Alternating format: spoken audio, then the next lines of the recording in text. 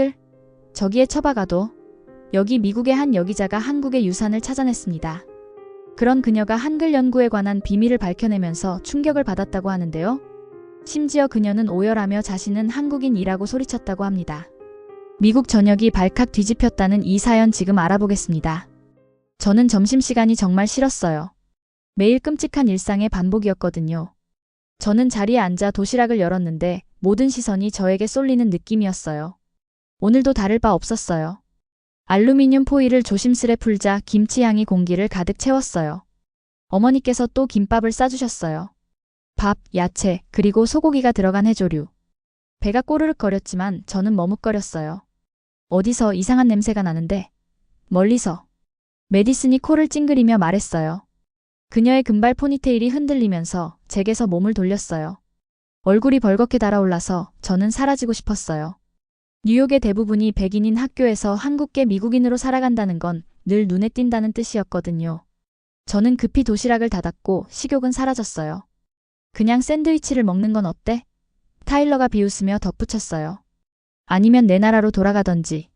저는 그에게 나 역시도 미국인이라고 말하고 싶었지만 참았어요. 저도 그와 마찬가지로 이곳에서 태어났거든요. 저는 닫힌 도시락을 바라보며 눈물을 참으려 애썼어요. 문제는 음식만이 아니었어요. 모든 것이 문제였어요. 선생님들이 첫 수업날 제 이름을 어눌하게 발음하는 모습, 복도에서 아이들이 저를 볼 때 눈을 찡그리는 모습, 그리고 진짜 어디서 왔어? 정체가 뭐야? 라는 끊임없는 질문들을 들어왔죠. 저는 그때부터 한국인이 아닌 다른 사람이 되고 싶다고 생각했어요. 아무도 보지 않는 사이 저는 남은 음식을 쓰레기통에 버렸어요. 저녁까지 수치심을 느끼느니 배고픈 게 나았거든요. 그날 오후 버스 정류장까지 타일러가 저를 따라왔어요. 그는 눈을 찡그리며 한국어인 척하는 말도 안 되는 단어들을 연달아 말하면서 놀렸어요. 제 안에서 무언가가 무너지는 느낌이었어요. 얼굴에 눈물이 줄줄 흐르면서 저는 집까지 달려갔어요. 집 현관문을 쾅 하고 열고 들어섰고 가방을 그대로 바닥에 던져버렸어요. 저는 한국인인 게 너무 싫어요. 목소리가 갈라지며 소리쳤어요. 싫어요. 정말 싫어요. 그러자 아버지께서 서재에서 나오셨어요. 얼굴에는 걱정이 가득하셨어요. 아버지께서는 제 앞에 무릎을 꿇고 제 어깨에 부드럽게 손을 얹으셨어요. 아버지의 눈은 제 눈과 닮아 있었고 제 눈을 똑바로 바라보셨어요. 서연아, 무슨 일이 있었니? 아버지께서 다정하게 물으셨어요. 저는 울먹이며 점심시간에 있었던 일, 아이들의 말, 그리고 타일러의 조롱을 쏟아내었어요. 한마디 한마디마다 아버지의 표정은 점점 심각해지셨지만 어깨를 잡아주시는 손길은 여전히 부드러웠어요. 마침내 저는 속삭이며 말했어요. 그냥 저는 평범한 미국인이고 싶어요. 아버지께서는 깊은 숨을 내쉬셨어요. 서연아, 절대 너 자신을 부끄러워하지 마.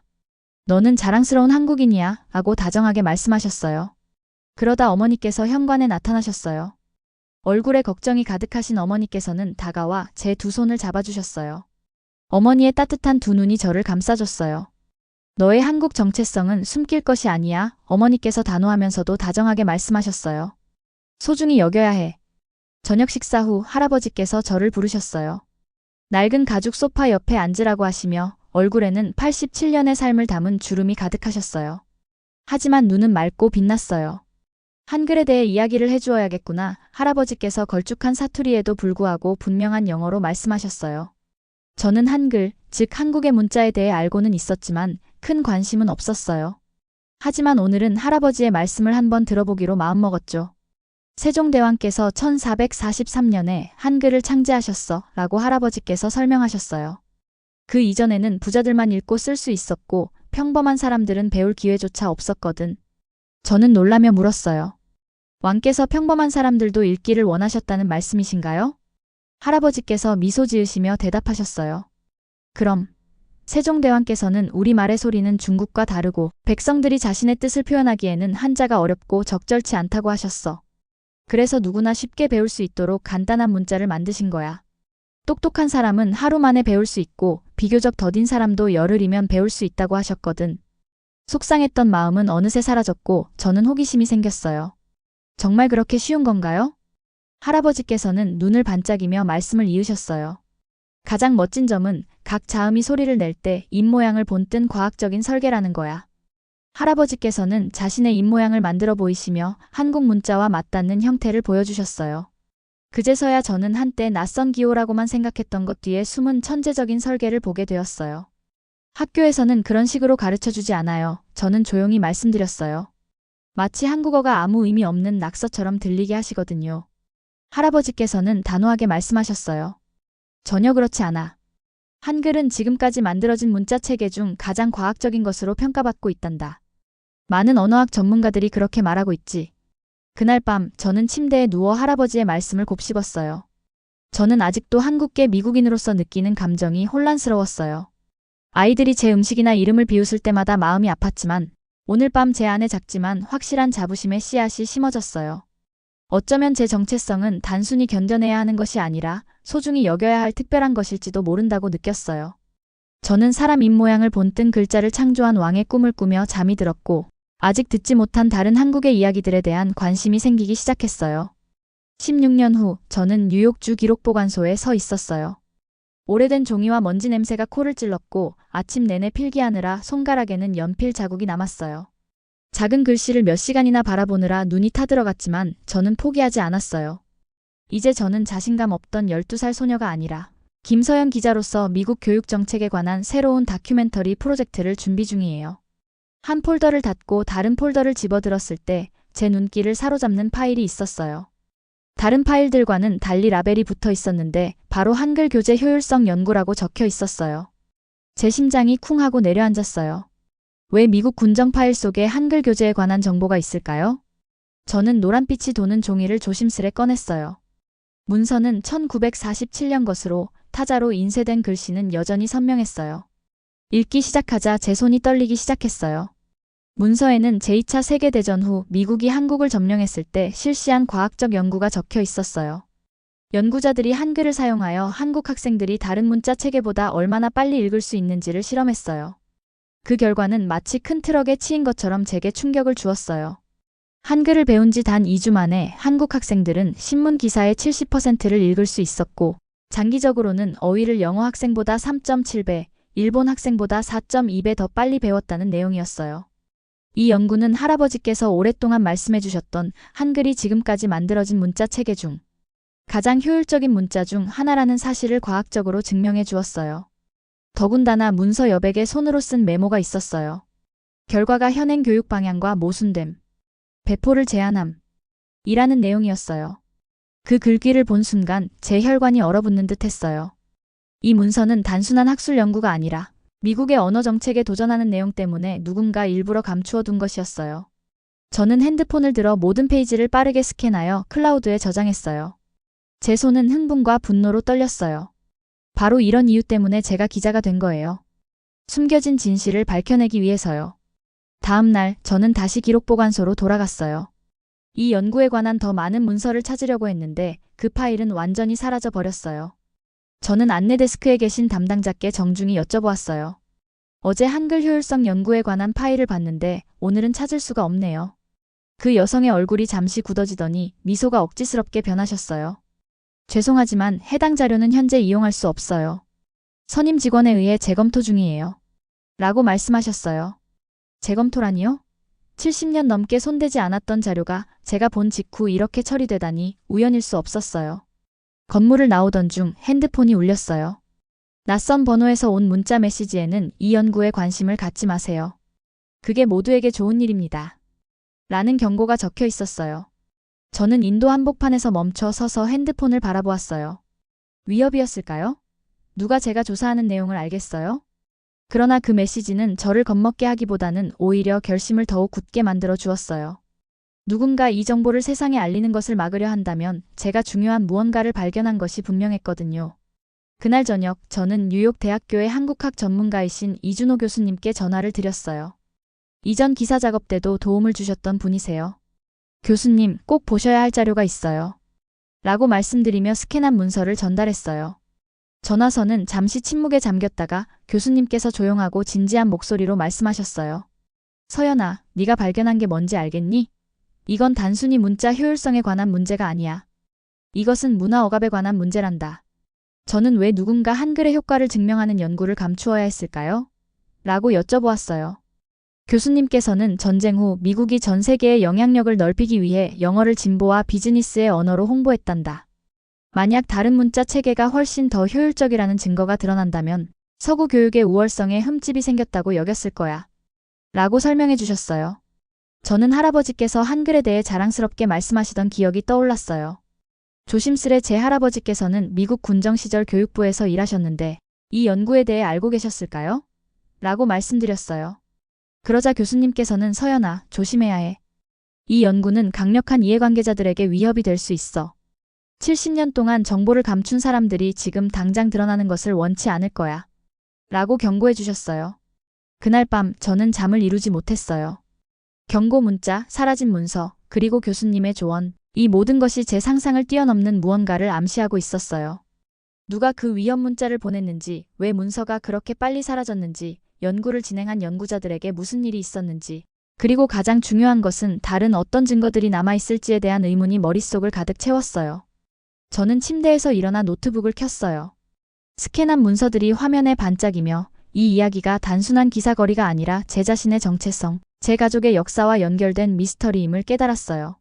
책상 위에 걸린 액자 속 서울의 한 학교 앞에서 자랑스럽게 서 계신 젊은 시절의 할아버지 사진을 바라보며 저는 그분께서 이 연구에 대해 알고 계셨는지 혹은 어쩌면 직접 관여하셨는지 궁금해졌어요. 아침이 되어서까지 저는 책상 앞에 앉아 계획을 세우고 있었어요. 할아버지의 옛 서류를 확인해야 하고 이 프로젝트에 참여했던 분들 중 아직 살아계신 분을 찾아야 했어요. 왜 이 진실이 감춰졌는지를 반드시 알아야만 했어요. 한때 누군가 이 연구를 역사에서 지우려 했지만 저는 그런 일이 다시는 일어나지 않도록 할 거예요. 저의 손은 먼지로 뒤덮여 있었어요. 할머니 뒷마당 다락방에서 할아버지 소지품이 가득 든 상자들을 뒤지며 3시간을 보냈거든요. 오후 햇살이 작은 창문을 통해 들어와 먼지 입자들이 춤추듯 날아다녔어요. 분명 여기 어딘가에 뭔가 있을 거야. 라고 중얼거리며 이마에 맺힌 땀을 닦았어요. 마침내 저는 그것을 발견했어요. 할아버지 이름이 새겨진 낡은 가죽 일기장이었어요. 조심스럽게 펼치자 가슴이 두근거렸어요. 노랗게 변한 페이지에는 깔끔한 손글씨가 가득했어요. 일부는 한국어, 일부는 영어로 쓰여 있었어요. 한 페이지를 넘기다가 1947년 3월 15일이라는 날짜가 눈에 들어왔어요. 바로 한글 효율성 연구가 진행되던 시기였죠. 저는 읽기 시작했어요. 박 박사의 연구 결과가 놀랍습니다. 한글을 배우는 학생들이 모든 기대를 뛰어넘고 있어요. 그런데 오늘은 연구가 중단된다고 들었습니다. 설명은 없었어요. 박 박사께서는 공개해야 한다고 주장하셨는데 저는 그분이 걱정됩니다. 제 손은 떨렸어요. 이 글은 바로 할아버지께서 그 연구에 대해 알고 계셨다는 직접적인 증거였어요. 이후 또 다른 기록이 있었어요. 박 박사가 프로젝트에서 제외되었습니다. 공식 이유는 보직 변경, 아무도 믿지 않았어요. 그의 연구 데이터는 이제 기밀로 분류되었습니다. 우리는 효율성 연구에 대해 다시는 언급하지 말라는 지시를 받았습니다. 4월에 적힌 마지막 기록은 간단했어요. 박 박사가 사라졌습니다. 그분에 대해 물었을 때 승인된 교육과정에만 집중하라는 조언을 받았습니다. 그들은 무엇을 감추려 하는 걸까요? 저는 먼지투성이 상자에 기대 앉아 머릿속이 온통 질문들로 가득 찼어요. 할아버지께서는 이 연구가 억압당하는 모습을 직접 목격하셨던 거예요. 박 박사, 그분은 연구 결과를 공개하기 위해 싸웠다가 결국 자취를 감추셨던 거예요. 이제 이 이야기는 단순한 역사적 연구를 넘어 제 개인적인 문제가 되었어요. 저는 일기장과 박 박사에 관한 몇몇 다른 서류들을 챙겨 다락방을 내려왔어요. 이제 이분이 누구였는지 또 무슨 일이 있었는지를 반드시 밝혀내야겠다고 마음먹었어요. 이준호 교수님의 인맥을 통해 저는 미국 군정 시절 교육보조로 일했던 82세의 이노엘라 리 씨를 찾았어요.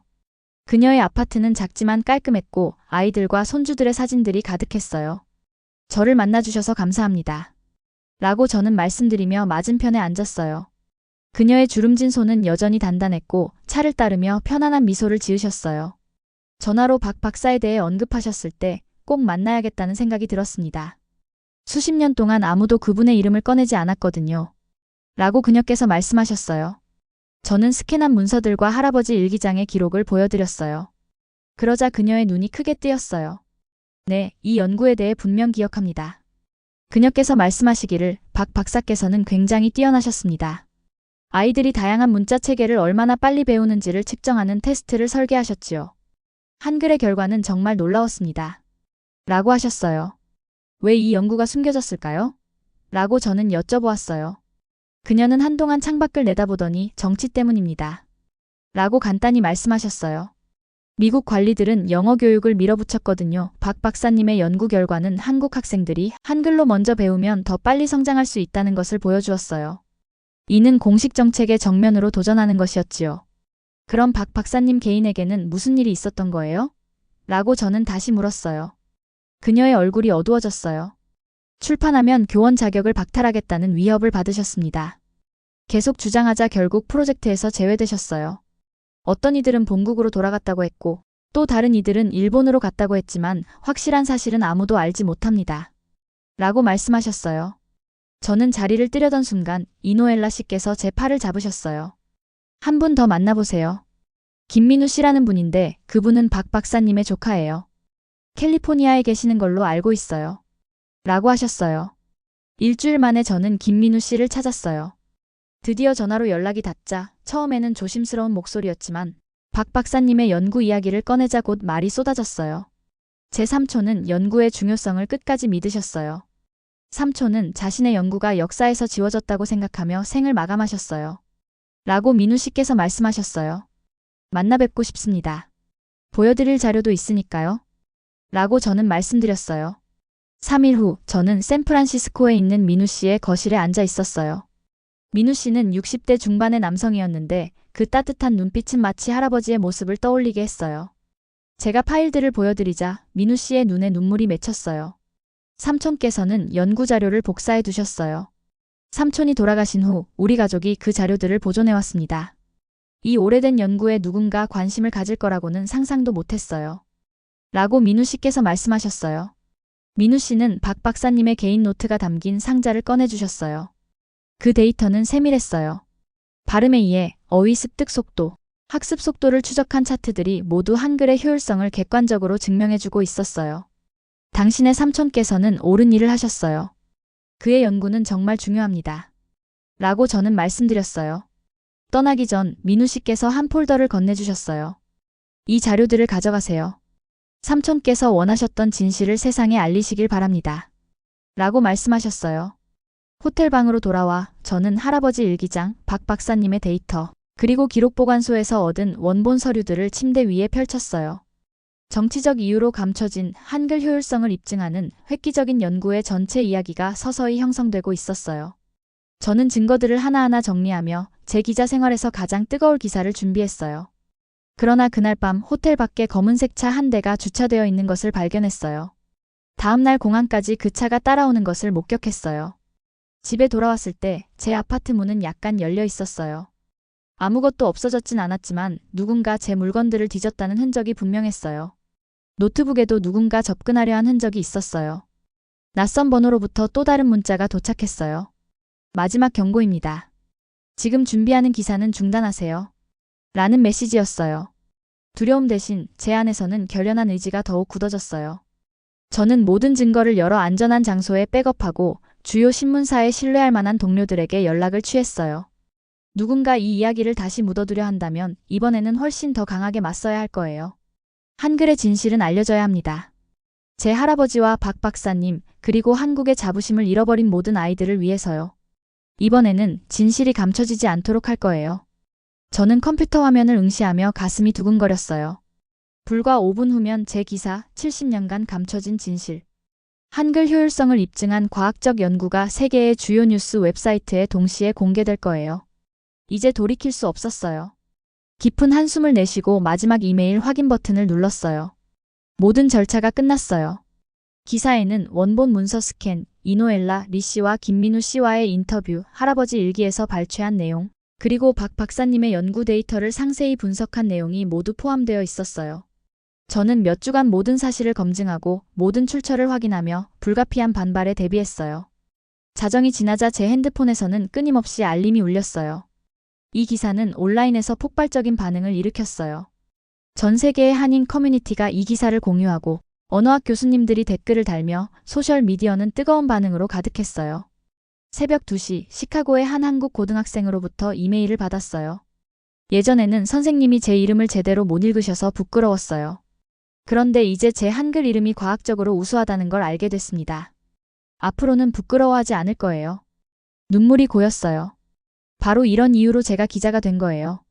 사람들의 자아와 세상을 바라보는 시각을 바꾸는 진실을 밝혀내고 싶었거든요. 다음 날 아침 TV, 라디오, 팟캐스트 등 여러 매체에서 인터뷰 요청이 쇄도했어요. 제 기사는 특히 한국계 미국인들에게 큰 울림을 주었어요. 저처럼 자라면서 언어와 문화가 서구 것보다 덜 중요하다는 인식을 느꼈던 분들이 많았으니까요. 그러나 모두가 기뻐하는 것만은 아니었어요. 기사 게재 3일 후 발신번호 표시 제한인 번호로부터 전화가 왔어요. 김 기자님, 저는 국무부의 에드워드 밀러입니다. 그의 목소리는 차갑고 공식적이었어요. 당신은 승인 없이 기밀 자료를 공개하셨습니다. 이에 대한 처벌이 있을 수 있습니다. 저는 이미 이 순간을 대비했어요. 밀러 씨, 제가 공개한 문서들은 70년 된 자료로 한글이라는 문자에 관한 과학적 연구를 담고 있습니다. 이 자료의 기밀 분류는 보안 때문이 아니라 정치적 동기에 의한 것으로 보입니다. 왜 한글에 관한 연구가 기밀로 분류되었는지 법정에서 설명하실 준비가 되어 있습니까? 라고 단호하게 말씀드렸어요. 잠시 동안 침묵이 흘렀고 마치 전화를 끊은 것 같은 기분이 들었어요. 이 건 검토 중입니다. 라는 말과 함께 목소리에 자신감이 떨어진 게 느껴졌어요. 추후 연락드리겠습니다. 그러나 그 이후로 더 이상의 연락은 없었어요. 이 기사는 너무 큰 반향을 일으켜 다시 묻힐 수 없었거든요. 일주일 후 저는 뉴욕 한인문화원에서 강연 초대를 받았어요.